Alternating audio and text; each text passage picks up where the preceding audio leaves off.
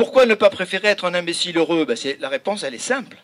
Si j'ai une pensée erronée, si j'ai une pensée inadéquate, pour employer le jargon de Spinoza, c'est-à-dire si je pense mal, si je comprends mal le monde, ou ce qui m'arrive, ou ce qui se passe dans mon corps, ou ce qui se passe dans mes relations avec les autres, ça veut dire que nécessairement, puisqu'il y a une seule substance et il y a deux images, que dans le même temps, dans mon corps, il se passe des mécanismes erronés, entre guillemets, c'est-à-dire des mécanismes malades, des mécanismes passionnels, qui sont un mauvais ancrage de mon corps dans la nature et dans son environnement.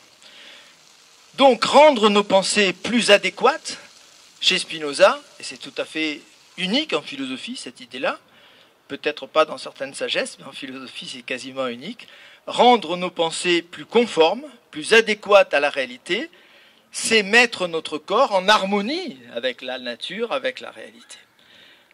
Vous voyez, il n'y a aucune théorisation chez Spinoza, il n'y a aucune coupure entre la théorie et la pratique, entre ce qui se passe dans l'âme, ce qui se passe dans le corps. Quand j'améliore ma connaissance du monde, j'améliore l'ancrage de mon corps dans ce monde, j'améliore la santé finalement de mon corps. On ne peut pas avoir, avec des représentations fausses, un corps qui se porte bien.